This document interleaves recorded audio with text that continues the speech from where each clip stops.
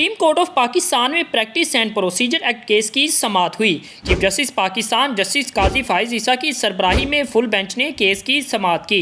वकील राना शाहिद के दलाइल मुकम्मल होने के बाद चीफ जस्टिस काजी फाइज ईसा ने अटॉर्नी जनरल को रोस्टरम पर बुला लिया। इम्तियाज सिद्दीकी ने दलाइल के लिए वक्त न देने पर एतराज़ उठा दिया। चीफ जस्टिस काजी फाइज ईसा और वकील इम्तियाज सिद्दीकी के दरमियान तलख कलामी हो गई। इम्तियाज सिद्दीकी ने कहा कि आपने कहा था कि पहले हमें सुनेंगे फिर अटॉर्नी जनरल को सुनेंगे, हमें ना सुनना ना इंसाफ़ी है। चीफ जस्टिस ने इस्तफसार किया कि कहाँ लिखा है कि हुक्मनामे में कि आपको अभी सुनना है। इम्तियाज सिद्दीकी ने कहा कि आप हमारे साथ अपना सलूक देखें। चीफ जस्टिस पाकिस्तान ने कहा कि कोई बात करने की तमीज़ भी होती है।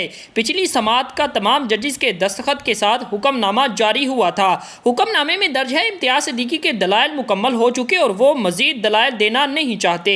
वकील इम्तियाज सिद्दीकी ने कहा कि मेरे साथी ख्वाजा तारिक रहीम आपके रवैये की वजह से आज अदालत नहीं आए। ख्वाजा तारिक रहीम ने आपको पैगाम पहुंचाने का कहा है। चीफ जस्टिस पाकिस्तान ने कहा कि आप अपनी नशिस्त पर बैठ जाएं वरना मैं कुछ इशू करूं। वकील इम्तियाज सिद्दीकी वापस नशिस्त पर विराजमान हो गए। दूसरी तरफ मरी रोड पर नवाज शरीफ के इस्तकबालिया बैनर्स पर कालक मल दी गई है।